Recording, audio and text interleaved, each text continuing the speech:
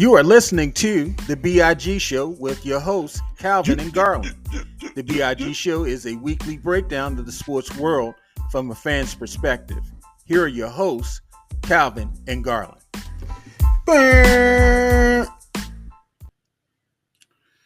It is the big show. Yeah. I don't even know if you can hear me, Garland. I can hear you. You're a little frozen on the camera, but I can't. You're recording. Can you hear well. me? Because my shit is. I can hear you. Can you hear me? Because it's freezing up on my end. But it's yeah. Okay, good. Yeah, I can hear you. That's all that matters. So, all right, cool. Anyway, we have technical difficulties already. This is some bullshit, and I need a new computer. We've been talking about it. Maybe I'll get gifted one for Christmas. I might just gift myself one for Thanksgiving because this is ridiculous. Mm-hmm. Ridiculous.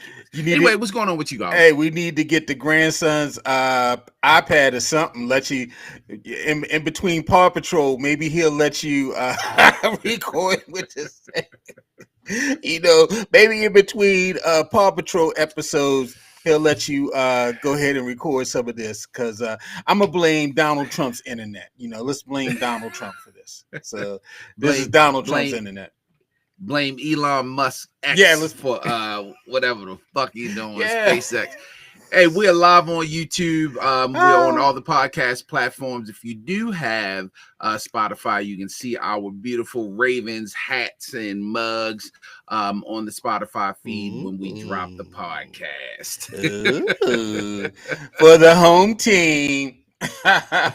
hey, the best team. We definitely gonna get into that. What we talking about today, man? Hey, man, we're gonna talk a little bit of NBA. What was formerly known as the in-season tournament started last night, so we're just going to tap on that for a little bit. But man, we're going to spend a lot of time on the NFL. A lot of stuff is happening, so let's go ahead and jump into it. The Bears, they fired their offensive coordinator Shane Waldron less than 10 months after being hired for the job. The team struggled offensively. They gave up 9 sacks to the Patriots. And if they don't make the playoffs, head coach Matt Eberflus, he's going to be fired. And so to save his behind, the Bears, who are 4-5 and lost 3 straight, scoring a total of just 27 points over that stretch. And they're averaging just 277 yards per game this season, which is the third lowest in the NFL. They went ahead and fired the offensive coordinator. Usually that is the scapegoat for whatever's going wrong because Eberflus is a defensive coach. Waldron, who's 45, was hired by the Bears in January after spending the previous 3 seasons as the offensive coordinator for the Seahawks. And, of course, he's out of the Sean McVay coaching tree. Seattle hired him because your boy Russell Wilson, he wanted someone who was familiar with the Sean McVay version of the West Coast offense. And so that's how they brought Waldron in. The offensive coordinator they had before that, Luke Getsy, he just got fired last week by the Raiders. And so what's your thoughts on the Bears? And, they're having some struggles with their first round pick, the number 1 pick, Williams. He's not doing well at quarterback, missing a lot of receivers. Of course, this is always blamed on the offensive coordinator. Yeah, so sometimes I look at and try to see who's the quarterback's coach because he's holding the ball, he's patting the ball. The offensive line isn't giving him any protection, but he has weapons. It's just not, I don't know what it is. Maybe it is the offensive coordinator. But I never thought they should have moved on from Justin Fields. I always thought he was going to develop into a decent quarterback. And he went to Pittsburgh and he wasn't the greatest, but he held them down for the first 5 weeks of the season. They're not doing any better now than they would have done with Justin Fields. Or how about they could have even gone with the number 2 pick of Jaden Daniels, but no, that's hindsight because, of course, Caleb was the one coming out of school. But yeah, I just think that the Bears are just a trash organization right now, and not trash as far as front management, but the way that they're handling their players. But they've never been an offensive team ever. Yeah, they really probably should have let Eberflus go last season. Once it Mm-hmm. failed with Justin Fields, they should have just went ahead and cleaned house, knowing that they had the number one pick. They should have brought in an offensive-minded coach to grow Caleb Williams. They decided not to. They kept Eberflus, and he went out and got a guy who was mid as offensive coordinator. I mean, I don't think the Seahawks set the world on fire with him as coordinator the last couple seasons. As a matter of fact, it was so bad that, Russ Wilson decided to leave because they wouldn't let him cook. Remember, let Russ cook. And he got out there, and Russ was just boiling oodles and noodles. And that's why he decided to go ahead and go to Denver. And so, one of the biggest hires that he had, two biggest hires, because, he hired Getsy as well. So he had to fire him. And then come next season, you fire your OC before in the middle of the season. And so it doesn't look too good for them. They spent a lot of money on those wide receivers. They really upgraded. They got a big bump because they was on the HBO show. Oh my God, why don't I forget the show? The preseason show where they showed them in camp and everything. Hard Knocks. Hard Knocks, thank you. They were on Hard Knocks. And so, they had the personnel. Actually, they had the offensive personnel that they should be scoring. And, it's a difficult NFC Central. So I wouldn't say that, or North, excuse me. It's not the Central anymore. It's a difficult NFC Central. You got the Lions, you got the Packers, and then you had the Vikings. And so I don't know if they necessarily would have been at the top of the division, but they should be a little bit better than 4-5. I mean, they started off with so much promise, but Caleb Williams he's been shaky all season so far. He's a rookie, and so everybody's not Lamar, but you see what happens with them. I think I told the story on a past episode. My first year in college, my roommate was from Chicago, and that was the Bears '85 team. And they won the Super Bowl, and I hated him so much, and I hated the Bears so much because we didn't have a football team in Baltimore. The coach had left the year before, so I didn't have anything to hang my hat on. I was a closet Redskins fan. Yeah, because it was just I had to watch it. That's all we had to watch was the Redskins, and then I had to at least be a closet fan when they had Doug Williams when they won the Super Bowl with Doug. But because we was all Black Power, then it was all Public Enemy. We had our black medallions on and everything. So it was more about the black man than it was about football. But yeah, man, the Bears. I don't care if they do well or not. The season is over, and we're gonna talk a little bit about season over for some teams. For the Dallas Cowboys, quarterback Dak Prescott, owner and general manager Jerry Jones confirmed that Prescott will have surgery to repair his hamstring in New York on today. I believe it was. Today is Wednesday, so that surgery is supposed to take place today. Your thoughts just about the Cowboys? And there's some rumor out there that possibly if the Cowboys lose the rest of these games this season, that maybe they'll be vying for the number one pick. And a certain coach who I had to apologize to next week might be a potential hire. That's Coach Prime, not subprime, Coach Prime, and his son Shador. The thought is that maybe if the Cowboys would draft Shador, also they'll hire Dion as the head coach. What's your thoughts about that? They just won another game in a rain of fajitas. They just won another game. I only have, because I think we've talked extensively about the Cowboys. I only got one thought. I got CeeDee Lamb on one of my fantasy teams. Without Dak throwing the ball to him, is Cooper Rush going to get me enough points? They might even start trading Lance some games. Like, CD points are going down. No. I mean, the Cowboys are so bad right now that they are actually giving playtime to Ezekiel Elliott. Like, beginning of the season, he wasn't even seeing the field. He was suspended the last game. I mean, not suspended. He was inactive the last game. They told him to stay punishment. Home. He was on punishment for not giving a damn. Yo, the Cowboys are a dumpster fire. I've picked them to win the NFC East. You did. 2 years in a row. You on that narcotic. You won't get off of it. I actually had them going to the Super Bowl this year. Yeah.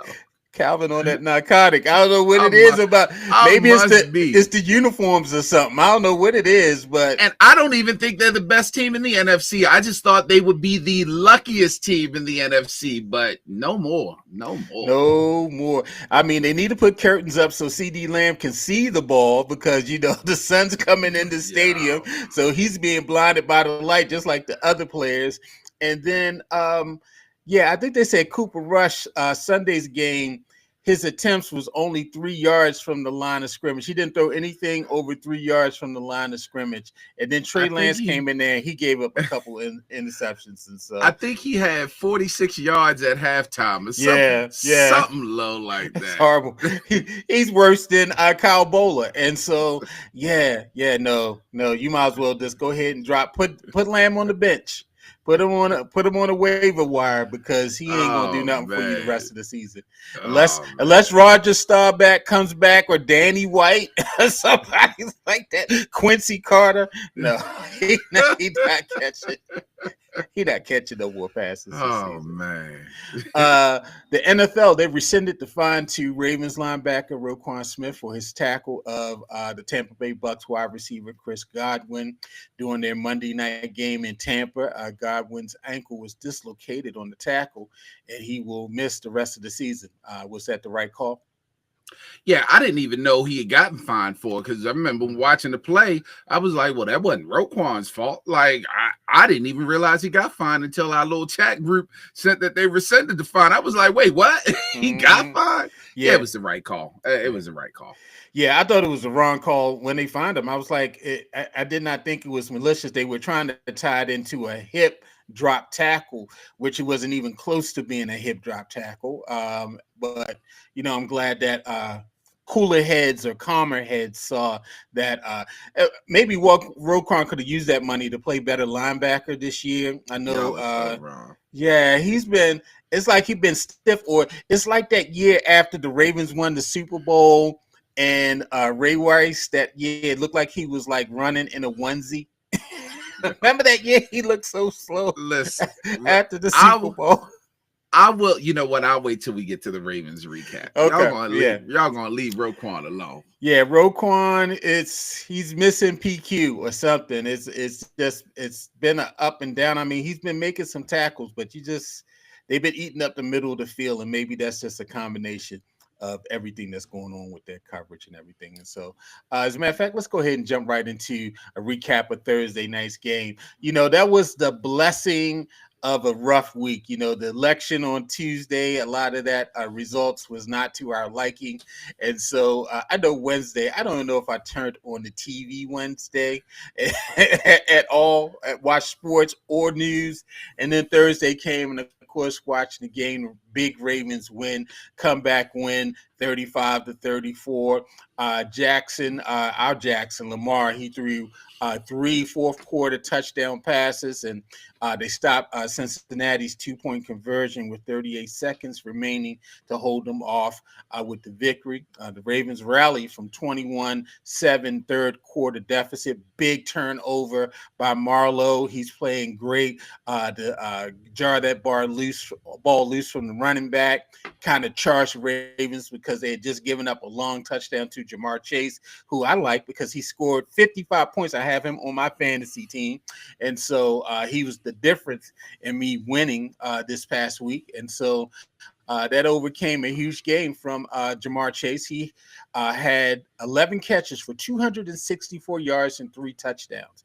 Baltimore, they had 231 yards of its 389 total yards in the fourth quarter. So Baltimore did not really get hot into that fourth quarter, and they start going up and down the field. But before that, it was really looking like Cincinnati was going to take this game.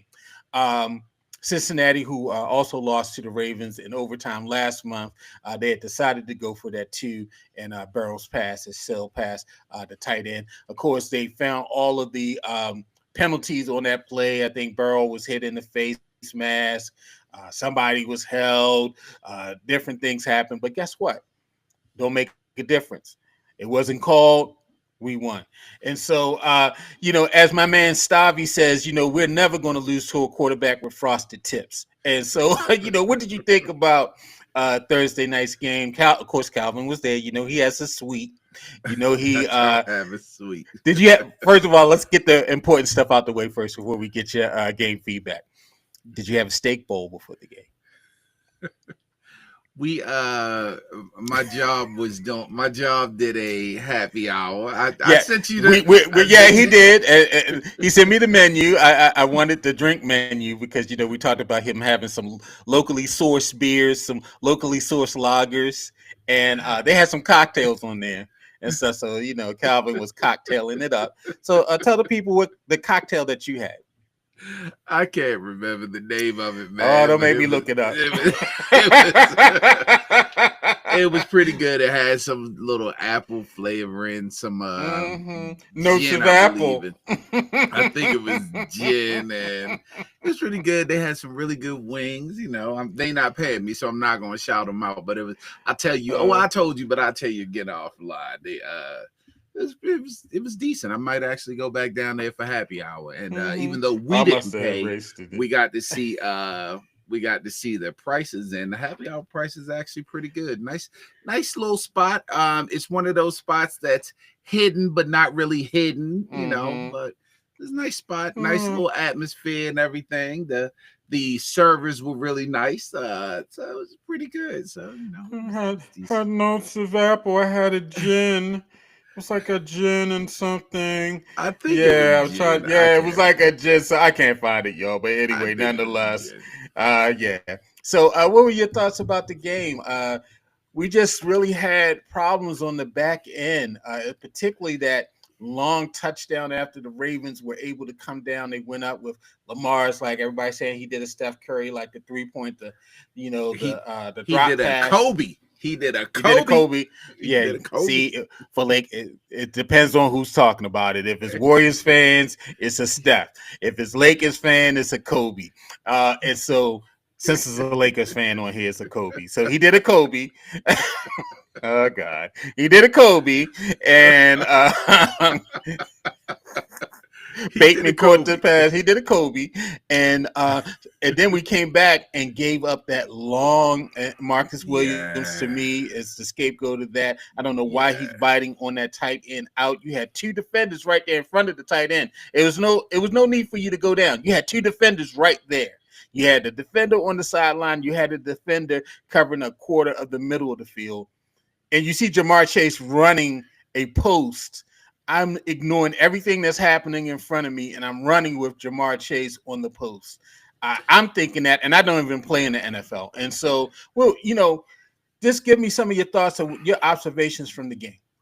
So one of the things I talked about, I think the Ravens got a better chance of winning because Jamar Chase kills us, Joe Burrow kills us.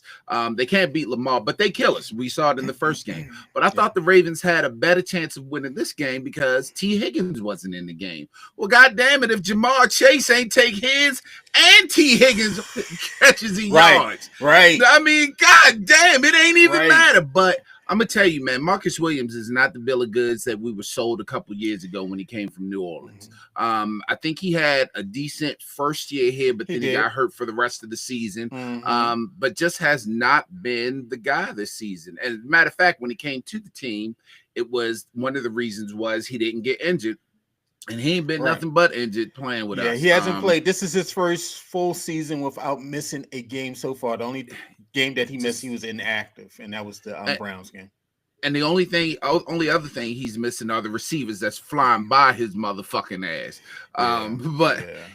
As far as the game, so we, you know, like the kids say now, I know they hate to see such coming. So the Ravens hate to see Jamar Chase coming, but the Bengals hate to see Marlowe coming because my man Humphrey in the first game got the interception late that changed the momentum of the game and caused this fumble. And if you don't believe in superstitions and any of that, I will tell you the whole atmosphere, the whole momentum of the game changed on that fumble. Even the fans, we were sitting there like, man, we down 2 touchdowns. They driving on us. It's the second half. Time is running out.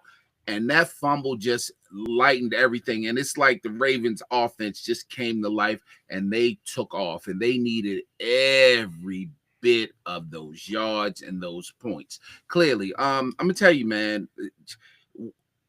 I'm sure Baltimore fans realize it, but I want NFL fans to realize how special Lamar Jackson is.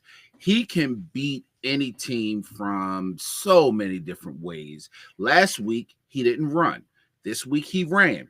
We didn't even have a full Derrick Henry. I mean, he did get a touchdown, but he wasn't the Derrick Henry that we've been seeing. Lamar just took the game over. He worked Mark Andrews back in the mix. This is out without Isaiah Likely. So you would think that Mark Andrews isn't having a great game. So without Isaiah Likely, I mean, having a great season. So without Isaiah Likely, there's the advantage Bengals. No, because Mark Andrews became the Mark Andrews of old. I mean, you got Tylen Wallace getting a goddamn long touchdown. Yes. Bateman is starting to really come into his own with Lamar. And of course, you still got Zay.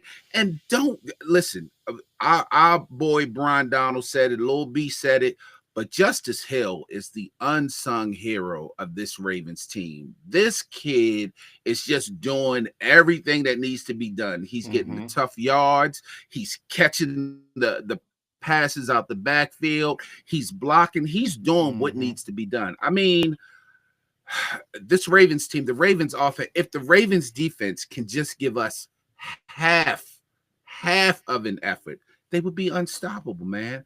I don't know what's going on in the secondary because it's not the run defense. It's the secondary. Now, I do want to talk about Roquan.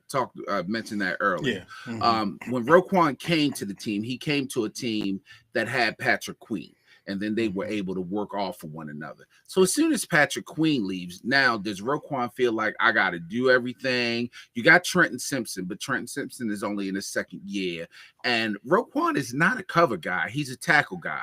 Right. That's going to eventually wear down on you, and you can see it's he's starting to lose a step, maybe a half a step. He's still getting tackles, although one game he only got 3 tackles. He didn't do much, but he's still tackling, but he can't keep up with these tight ends. Our middle is so wide open. I'm shocked that they don't use tight ends as much as some of the teams should. Cade Otton killed us in Tampa Bay. Right. The tight end work would be crazy. I mean, the tight ends had a good game Thursday. I mean, Gesicki and they played very well. I mean, they were catching a lot of passes because they didn't have Higgins, and so those times that Burrow said, "Well, I'm just not going to throw to him. Let me just throw it to somebody else instead of just throwing it to Chase. I'll throw it to a couple other people as well because I know Chase was open just about every route." He was hitting the tight ends a lot, and I think one of the things, and I saw this, and this would be crazy to believe. I know we don't deal with stats, Jay, and but I saw this stat the other day on Twitter. The Ravens are second in the league in quarterback pressures. That's crazy. So we're putting pressure on the quarterback. We're not getting a whole bunch of sacks. We're not getting there. Yeah. I mean, almost Owe got there a couple times, and he had one where I thought he had an opportunity for a strip sack, but he went for the tackle and he missed the ball. And I was like, okay, you got to have the awareness of let's go for the ball instead of, trying to get the body tackle. There were a couple calls I thought were crazy. There was one call on that last drive when Washington hit Burrow, and it was like, was he supposed to stop in midair, turn his body off of Burrow, and then land on his side? Because it wasn't like he picked him up and landed on him. I mean, he dove at him. He didn't even drive him. He just landed on him. So I think they got a couple of calls. I thought that first down call on that pass to the tight end where Marlowe was covering, I thought that ball hit the ground. From the camera angle that they were showing it looked like the ball rolled on the ground in the tackle. To me, that was the thing that they should have been looking at, was the catch, not if he had the yardage. I thought, he dropped the ball. But I think overall defensively, teams are just not going to run on them anymore. It doesn't make any sense to come out and run the ball. Just come out and throw the ball until they figure they show you they can stop the pass. And the Ravens got their work cut out for them. I don't, as I think I said last week, it's not like it's a whole bunch of shutdown defensive teams. Steelers, and it falls off after that. It's not like it's a whole bunch of teams that's going down out and shutting teams down under 20 points or holding them to 2 touchdowns. That's just not how the league is structured now. It's more favoring the offenses, it's favoring the wide receivers and the quarterbacks. It's high scoring. And so you just got to try to sustain as much as you can, and hopefully your offense can do a little something. Let's switch to the offense for a minute. I'm noticing, man, that teams are kind of gearing up against the run. That Henry's not breaking off these big runs like he did against Buffalo and Dallas, and I forget the game after that where they played. He had a couple big runs as well. He's not breaking off these big, jumps down the field like he was in a couple games. Teams are crowding the line now. He's not. He's getting maybe 4 or 5 yards now instead of breaking for these 20, 30 yard runs and all. And so, but Lamar's responding well with throwing the ball. What's your thought on that? Yeah, so Lamar's the number one passer against the blitz. He's the number one quarterback in the NFL right now. I think he's on 5 perfect quarterback ratings now. I think after last week, I think he's on 5. You don't need it's nice that Derrick Henry can break a 60, 70-yard run, but you don't need him to. He's still averaging 4 or 5 yards a run, and I mean, anywhere in the NFL, that's going to be top notch. He's still the number one back in most people's opinion in the NFL. So that's what I'm saying. They can just beat you so many different ways. Now you got the return of Keaton Mitchell, who came back last week. I only saw him get 1 run in the backfield. Yeah, they're working him in slow in the kickoff. Yeah. And you can work them in slow, and that's the beauty of having a weapon like that. You can work them in slow. So now when you're starting to get into these later games, these cold weather games, these towards the end of the season games where teams are starting to get worn down, you start banging them around with Derrick Henry. Then you throw some speed out there. I mean, oh man, I am excited what the Ravens offense can continue to do this year. We just need the defense to hold their own. I will admit I'm scared for the defense in this Pittsburgh game, and not just because of George Pickens. That Mike Williams pickup, that big receiver that they picked up from the Jets could present to be a problem for the Ravens come Sunday. Sure.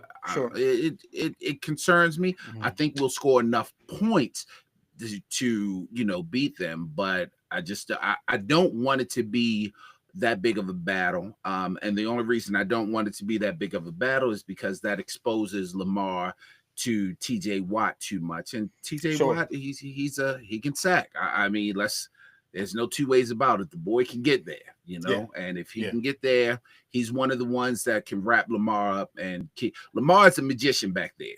People just seem to slide off of him like he covered in Crisco, but I don't know if TJ Watt would be sliding off of him. Sure. I agree with you. I think, they got to clean up the penalties on the offensive line. A lot of false starts, a lot of procedural stuff, lined up wrong.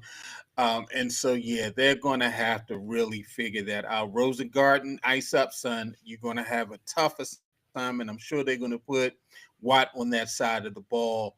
I hope it's nothing but double teams. I want to see a whole bunch of Patrick Ricard. I want to see a whole bunch of Charlie Kolar on the field because I want them helping Rosengarten, chipping or something on Watt.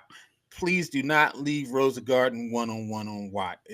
I don't want to see it at all. I don't want to see it at all. So Todd Monken, I know you watch the show. I know you're a listener.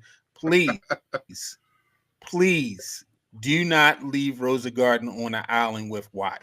It's going to be disaster. And so I hope that we see that a lot on Sunday's game. Yeah, I think this is probably the best offense that the Ravens have taken into a game with the Steelers.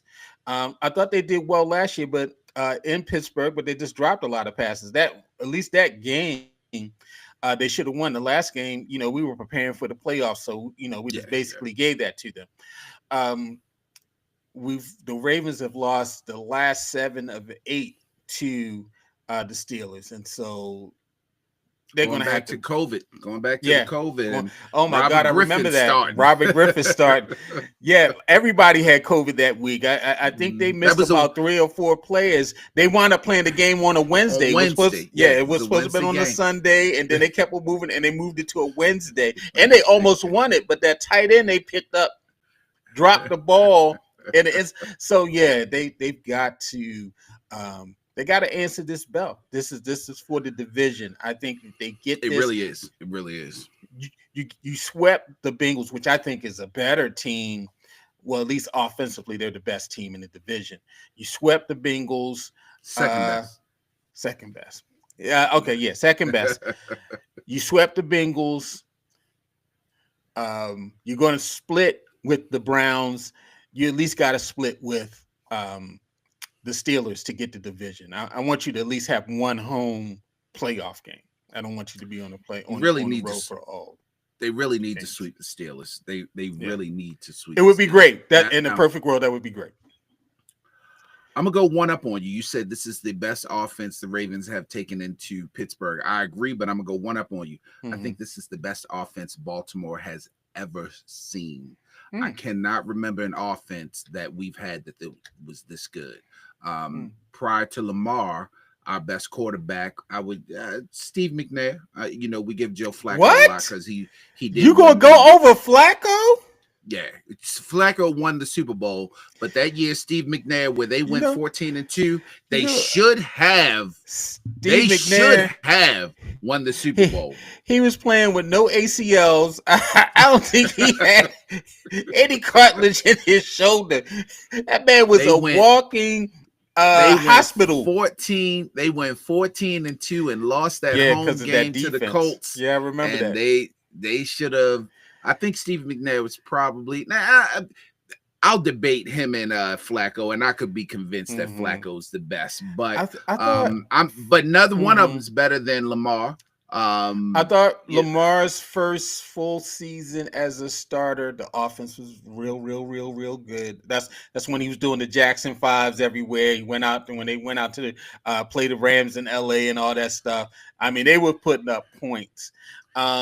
I thought, but you got offense, Mark Andrews, you got they had a good. You got Zay, but you had a healthy. I don't know. You had a healthy Mark Andrews.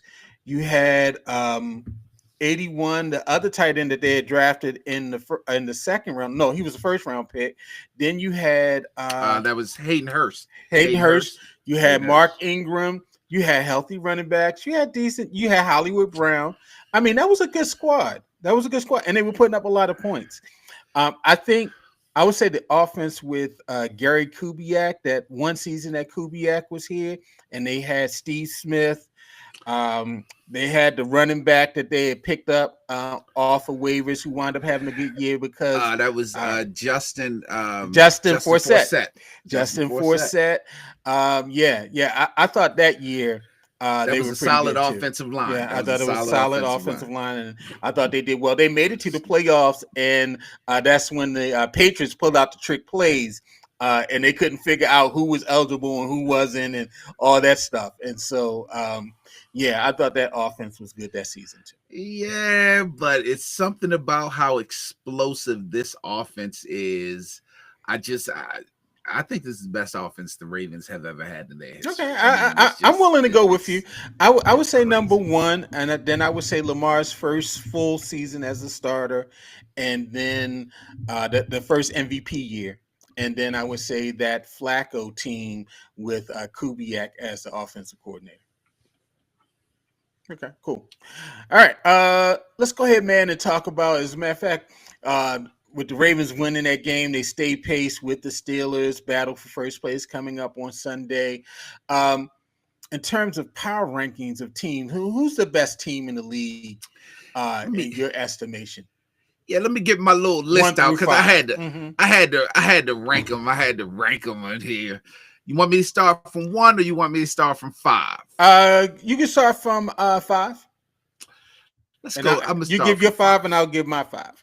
Okay, I'm gonna start from 5. Number 5, I I have the Philadelphia Eagles. I have them being the number 5 best team in the NFL right now. I think right now, Jalen Hurts is starting to get back to being the Jalen Hurts that we've been waiting to see. I don't know what's been going on between him and his coach, but it seems like they're starting to hit their stride now. Okay. Number 4. Let me give you my I 5. Okay. My number 5 is the Bills. Okay. I think, Buffalo. Outside of that Ravens massacre that we put on them several weeks ago here, the defense is stout. Offensively, they are integrating Amari Cooper into that mix there up in Buffalo. The run game is there. If Lamar was not having the brilliant year that he's having, of course, we will be talking about Josh Allen just about every day. And my number 4 is the Bills, and everything that you just said.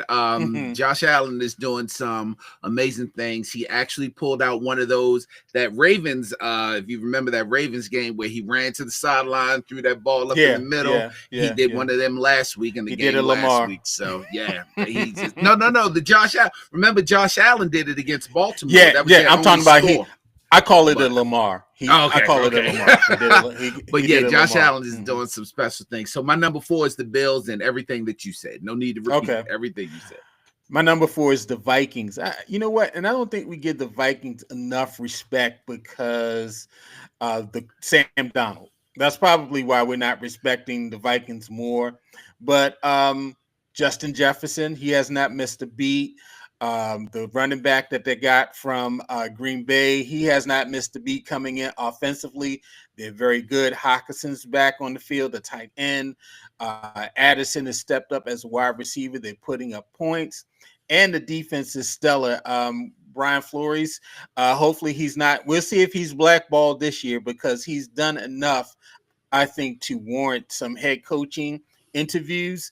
That defense is stellar. And we probably need to put more respect on the name.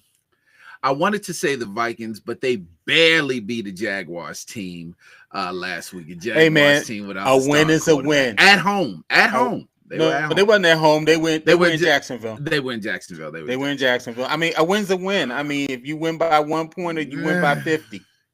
Yeah, but when you come to power rankings, you got to win by 50 if you're playing the team. Well, take the Ravens off. Take the Ravens off your list because we only won by 1 on Thursday. All right, so go ahead. Against another powerhouse team. We're talking the Jaguars. Without Trevor Lawrence, who's a bum anyway, they went to a worse bum. Anyway, my number 3 team. I struggle with this. I think our top 3 will all be the same. I think me and you will probably have the same top 3, but I don't know if we position right. My number 3 team is the Detroit Lions. Ooh. The only reason they are not higher than 3 is number 1, recency bias. I'm a homer, and number 2, record. And you'll know when we get into it. But my number 2 team is the Detroit Lions. I think they have it all. They got the defense, they got the offense. This is just power rankings, but in all honesty, I believe the Detroit Lions will be in the Super Bowl this year. Okay. My number 3 is the Baltimore Ravens. As much as I'm a homer. I got a Ravens hat on. We talk about the Ravens extensively on our program. I don't think they're better than the 2 teams that I have above them. I think if they played these 2 teams again, that they probably would not beat these 2 teams. I mean, they're going to be in it because Lamar is there. Their defense, to me, doesn't worthy them being in the top 2. And so, I have the Ravens at number 3. Well, my number 2 team is the Baltimore Ravens. And the only reason I have them over the Lions is because recency bias, and I'm a homer. I also go back to last season's game where they completely throttled them.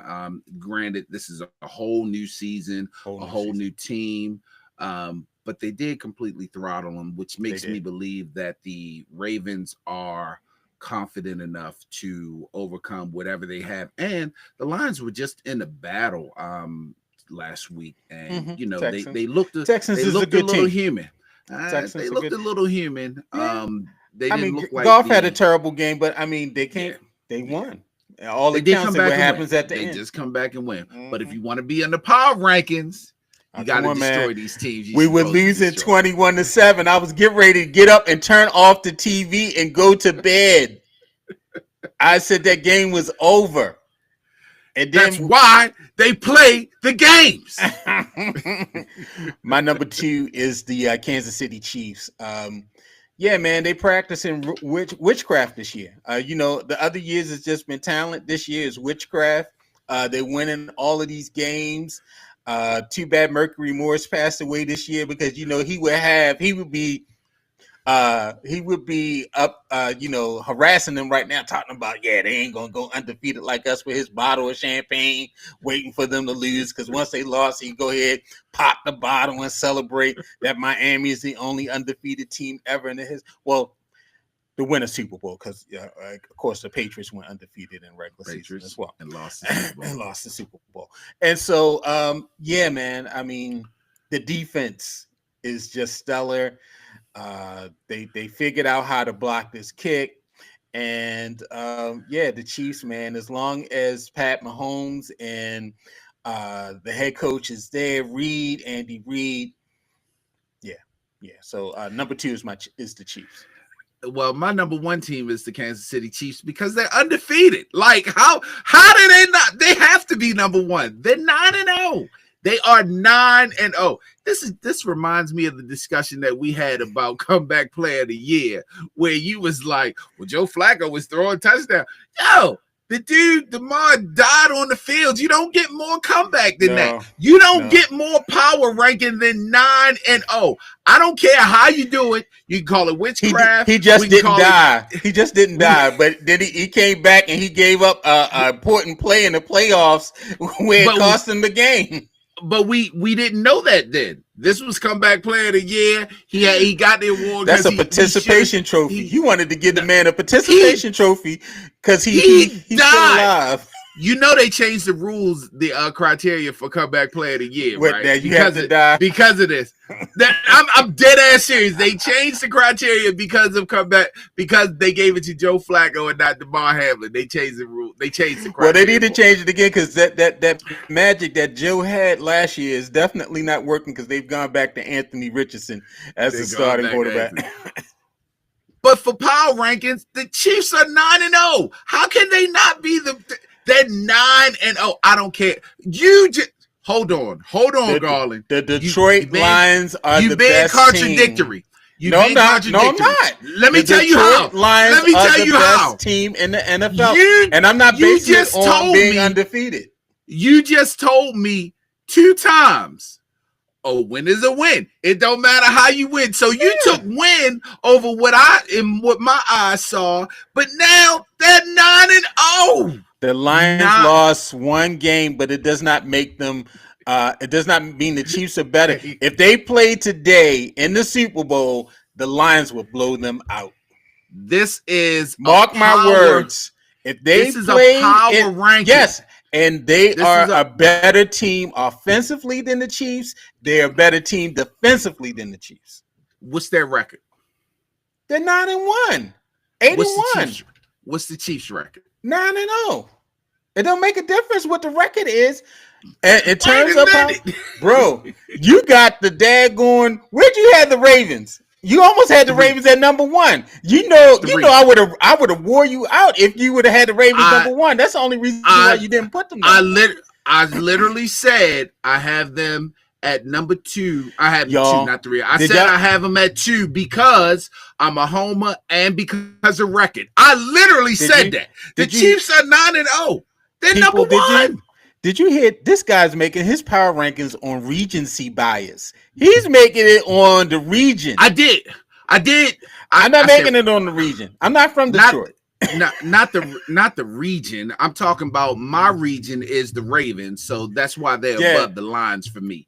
Yeah. But the Chiefs, he had the Ravens above the Lions, y'all. The Ravens got 3 losses. The Chiefs. You just said the record don't matter. Hold on. I'm using your logic. What I'm saying is this. What I'm saying is this. To me, the record does not matter. A one-loss team is better than that undefeated team right now. To me, that undefeated team, they won. Yes, a win is a win, but that one-loss team is better. First of all, And they're definitely higher than the three-loss team that you had higher than them. yeah, I'm a homer. I said I was a homer, so Okay. I threw. All I right. admitted that. I admitted They're that. I admitted definitely that. better than the three-loss team. And had the Chiefs had one loss, I would have had the Ravens at number one, but the Chiefs are undefeated. And Plus, head to head, the Chiefs and the beat the Raven Ravens, has lost. The Ravens lost to a team that only won two teams that only won two games. two teams Yeah, that two only teams won. that Yeah. have only won two games. No, I agree with you. But you have the Lions under them.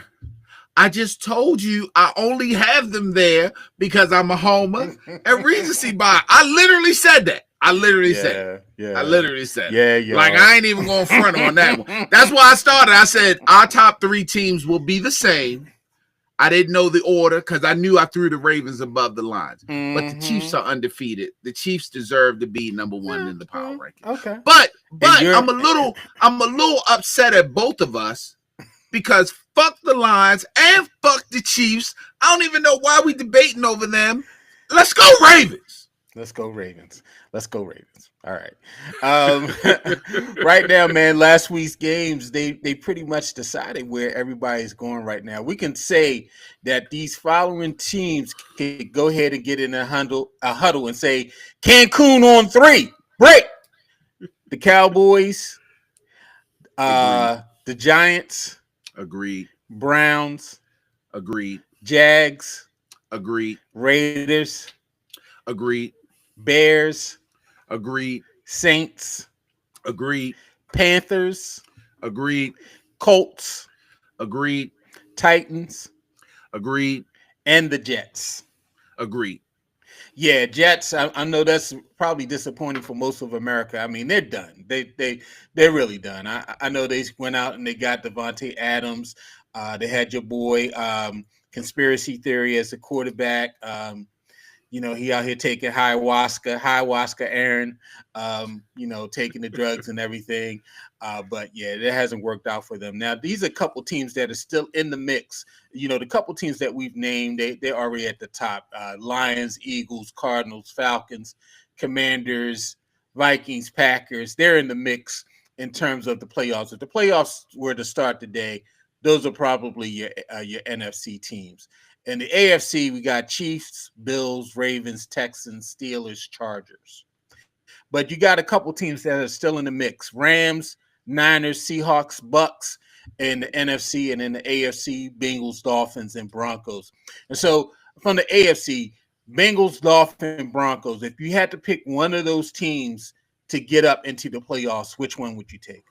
Well, let me give you I'm going to give you did you mention the Chargers, Steelers, Broncos? Yeah, I said they're in. Okay. I got the Bengals. So a lot is going to depend on what the Bengals do with the Chargers this weekend. Chargers win, Bengals are done. Bengals win.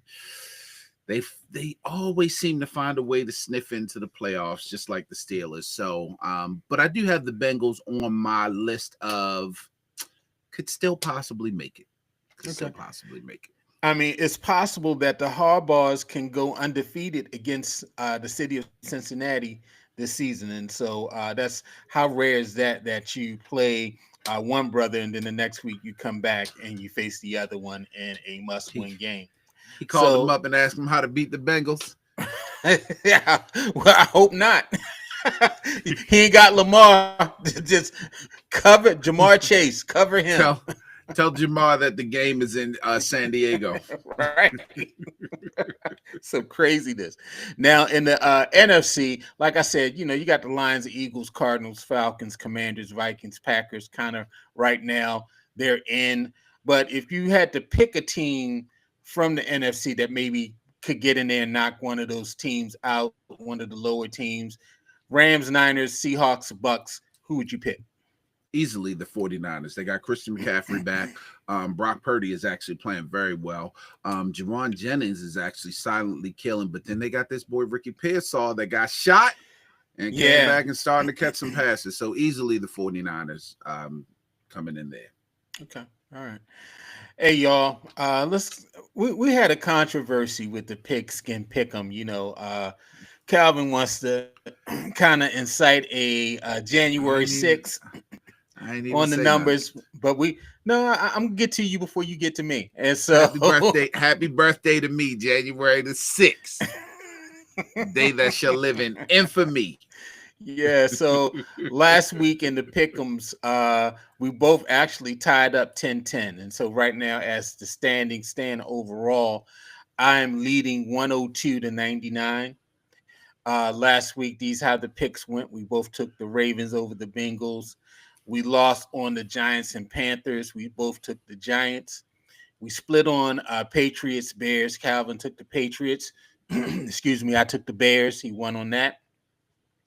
We both took the Bills over the Colts. We both took the Chiefs over the Broncos. We both lost on the Falcons Saints game. We took the Falcons. We both were right on Niners over Bucks. We split on Commanders Steelers. I had Steelers. Calvin had the Commanders. We were right on the next three games: Vikings over Jags, Chargers over Titans, Eagles over Cowboys. We split on Jets Cardinals. I had Cardinals. Calvin had the Jets. I won that one, and we both took the Lions over the Texans. All they had to come back at the end of the game to kick a walk-off field goal. Calvin was correct on his Monday night pick. Excuse me. He took the Dolphins over the Rams. And so we got Thursday night game coming up. Commanders, they are up in Philly to play the Eagles. Coming off of a devastating loss. They had a lead in the third quarter. Jaden Daniels didn't particularly play well. They made a lot of mistakes, wasn't really able to pull away defensively. They wasn't able to make some stops on the wide receivers. It wasn't like Russ went out there and it was the days of let Russ cook, but he did enough just to win. A couple touchdown passes, including the one to Mike Williams, the pickup from the Jets. That sealed the game for them. And so who are you taking in this game on Thursday? Yeah, I like Jaden Daniels, but you're going into one of your biggest rivals in DC, primetime Thursday night. Like I said, Jalen Hurts is starting to heat up. You got AJ Brown, Devontae Smith, and Saquon Barkley against your defense that isn't really top notch. I gotta take the Eagles in this one.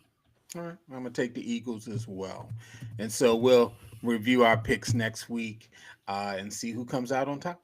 And so, just real quickly, the Emirates NBA Cup, formerly known as the NBA in-season tournament, it kicked off last night. Group play games are played on Tuesdays and Fridays until December the 6th, and quarterfinal games will be played at the home venues on December 10th and 11th. The semifinals are going to be played in Vegas on December the 14th, and the championship game will be played 3 days later in Vegas on the 17th. Players on the winning team receive a $500,000 bonus. Losing in the championship game gets you $200K as a bonus, while in the semifinals you get $100,000. In the quarterfinals, you get $50,000 for making it to that game. And so, according to FanDuel, the Celtics are favored to win the tournament this year at plus 400, with the New York Knicks having the second best odds at plus 950. The defending nobody tournament champ, Los Angeles Lakers, they have the seventh best odds at plus 1600. Who's going to win this year, Calvin? Yeah, man, I don't. So according to the players, they don't even know what the fuck any of this means. The players don't know how it's supposed to. I know they're in go down. divisions. They got Yeah, groups. they It's group play. just All that group stuff. play, They're just trying to and get to the money. but I look at this. So to be very honest, I'm looking at who's hot right now. So the Cavaliers are hot right now. Golden State Warriors are hot right now. OKC is hot right now.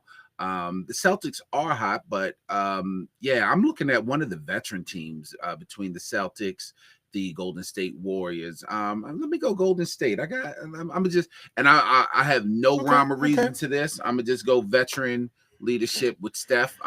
It's not like you go into the finals, you're not worn out by now. I'll take Golden State. I got Golden State winning it. Yeah, it's funny. You picked just like me because I was about to pick Golden State as well. I think they're playing well. I watched them play Boston last week. I think that was the Friday night game, and they're good. They're balanced offensively. They're good defensively. They got a good young core there. Of course, Steph is the driving force there with everything. He had a big game last night against the Mavs with the return of Klay Thompson Mhm. out to the Bay. Had 37 points, put him to sleep with the game-winning three towards the end. And so, I like Golden State this season. If not Golden State, Indiana, which was crazy, they caught fire last year in this in-season tournament, and it kind of kicked off their season. I'll make a weird pick like that. I'll say the Bulls. The Bulls have been playing Okay. surprisingly well, and so maybe if there was a weird team that could get there, it would be the Bulls. And so I'll go Okay. with the Bulls. Okay. Yeah, Okay. yeah. All right. Here's a part that everybody loves. We're coming towards the end of the show, and we're gonna hit you with a little "Come on, yo." So, come on, America. It's obvious. It's all about MAGA. I make apples great on here today, but or make apples great again.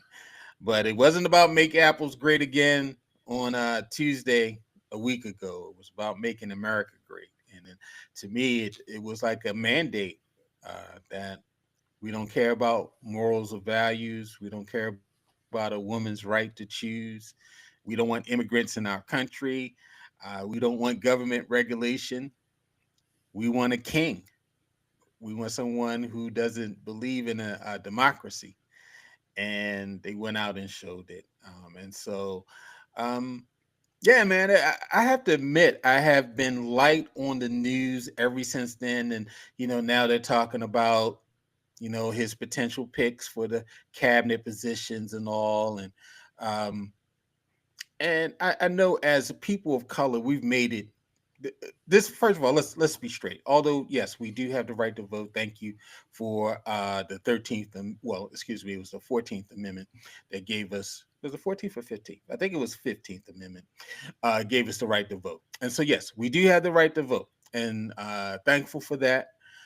But we do understand that America is not made for us, and so although we're participating and we're voting in our interests, over 80%, I think close to 90% of African American women voted for Kamala, over 75% of African American men, which was the average that they've been seeing over the last several presidential elections of men voting for the Democratic candidate.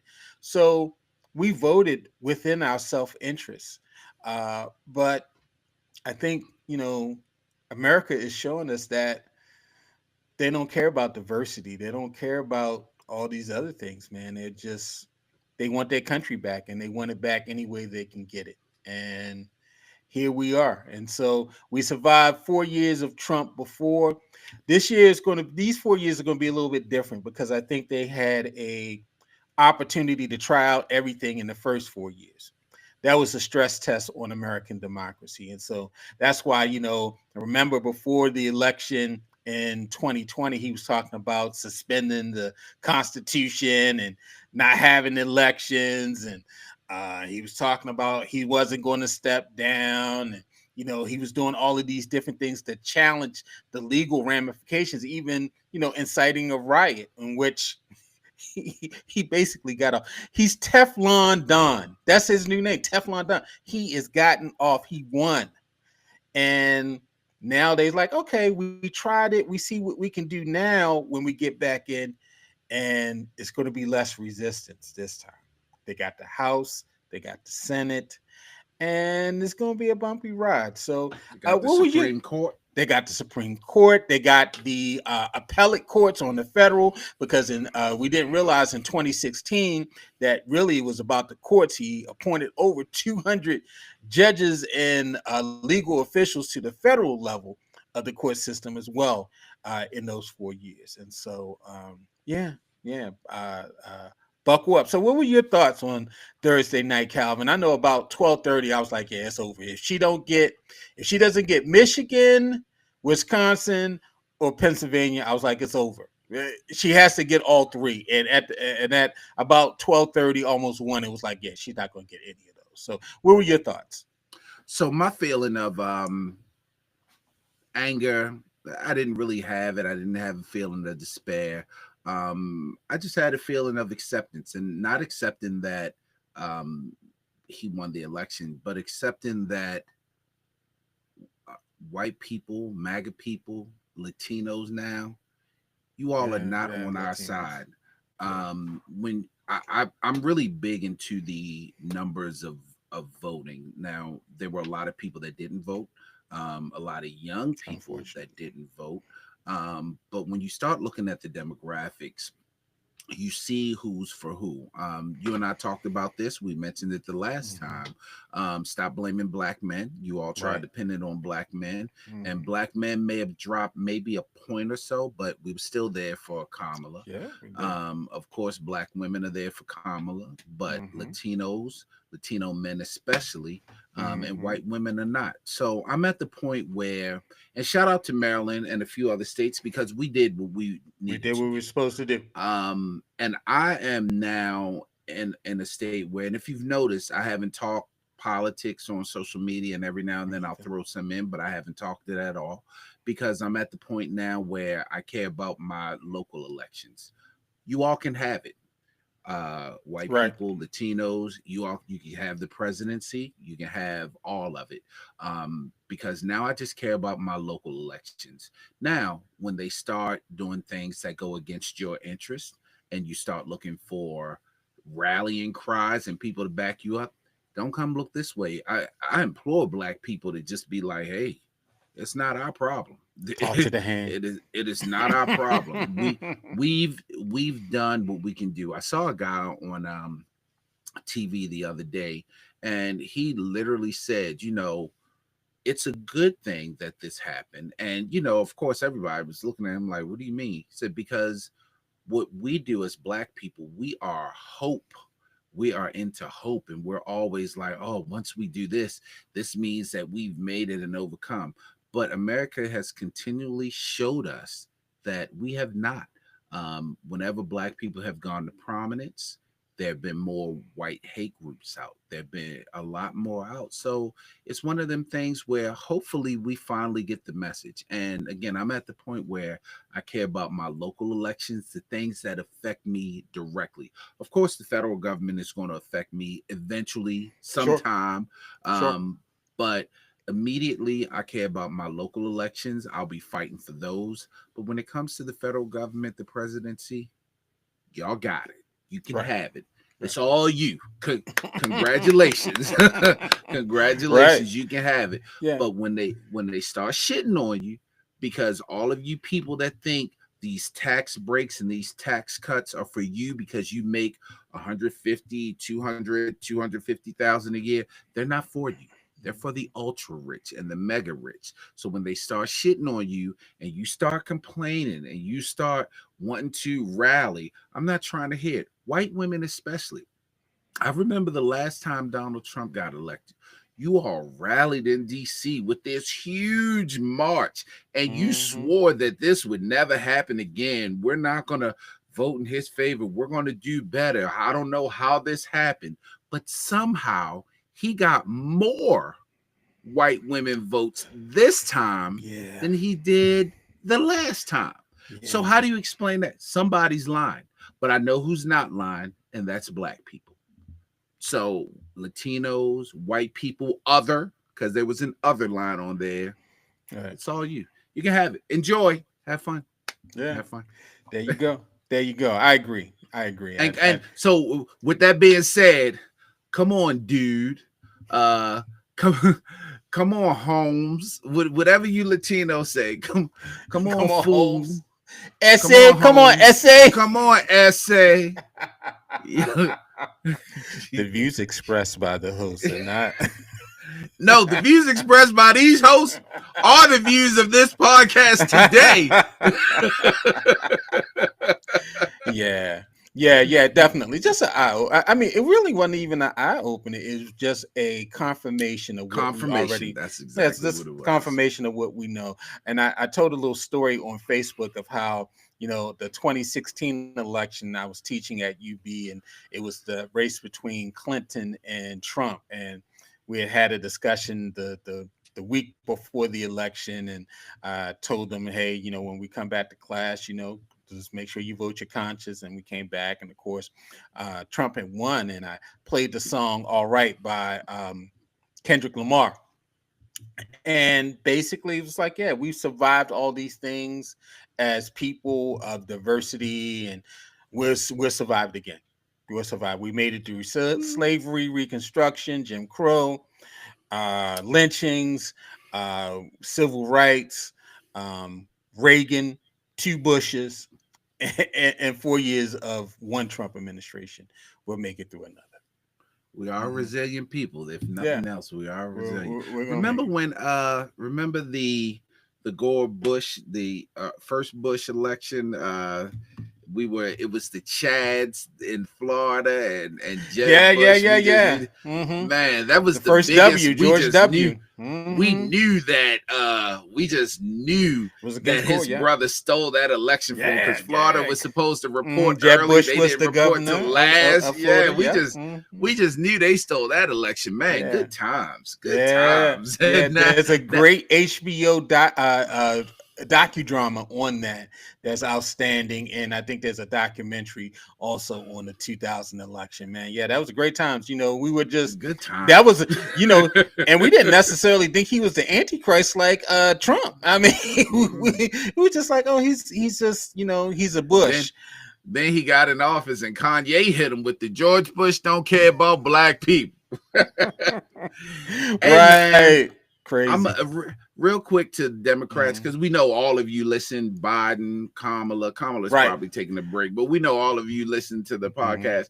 Um, uh, a lot of us just find it a little funny that in states like North Carolina where they elected a Yeah, a lot of split. Democratic governor. Hmm.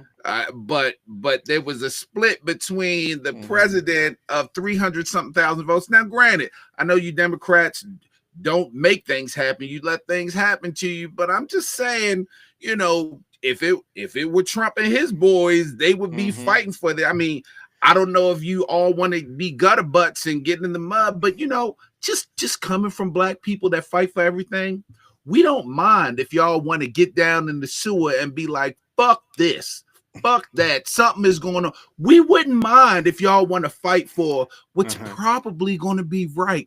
But maybe y'all sitting back and just looking and saying, oh my God, this just doesn't look great. And maybe in 3 years, after he's 3 years in, you might bring something out. But it's okay to come out swinging and be like, this is bullshit.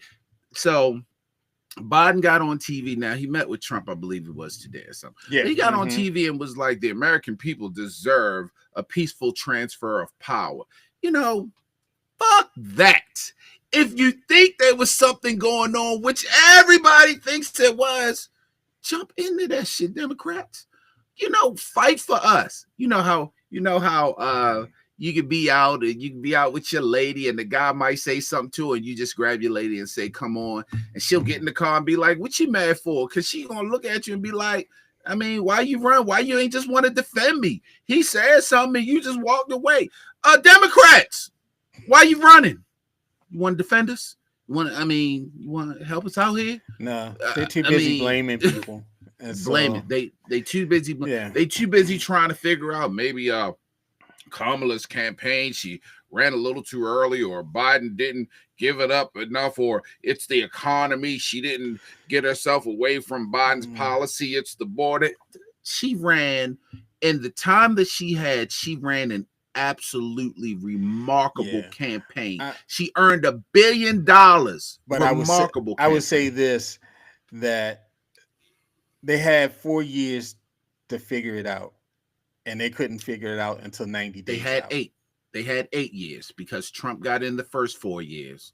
They let Biden get in the next 4 Well, years. what The I'm saying, Democrats had 8 years. Well, they 8 have years to get. Well, they had 4 years of Biden to figure it out. They had 4 years, and they didn't come up with a plan until 90 days before the election, and that was crazy. And that's the thing.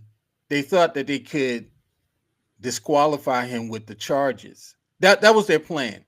He'll be in jail and he'll be disqualified. He'll be convicted, and he's convicted. He won't have the opportunity to run. And that was their plan. And when that did not work, and then when they sent Biden out there looking like Weekend at Bernie's, they panic, and this is something y'all should have thought about when y'all got in. You can't do this 60 days out from a general election, 90 days out from a general election. They made this decision, Calvin, 90 days out. And it was around the Olympics.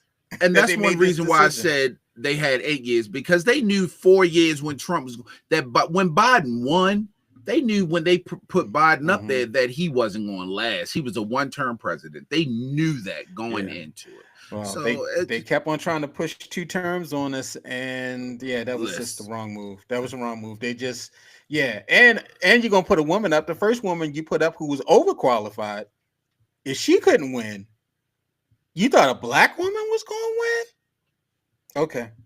I ain't got no more to say about that. And by the way, leave Westmore alone. He still got shit he need to do here in Maryland. He need to stop lying that he from Baltimore and stop acting like he a thug from West Baltimore. He a Ravens fan. That's all I care about. Leave Westmore alone. Y'all do not tap him to be president, because you know he's on that list. They coming for him. If they come for him, you know who's gonna be there to dispute him. Fox 45. They're gonna send him all the clips. In his book, he said he was from Baltimore, and or what's the other one? He said that he earned the it's one of the awards that he earned. That he earned. Right, he didn't really. They waiting. They waiting. They got. Trust me. Well, they waiting. He still got shit to do here in Maryland. Leave Westmore alone. Let him just remain governor. As I call him, Baldhead Obama. And so, leave Baldhead Obama where he at right now. West, don't do it. Don't do it. How the dude on Martin said they just gonna hurt you, Golden Brown. Right. Don't do it, West. Don't do it. You thought you saw Mackenzie Frost at the interviews. Just wait.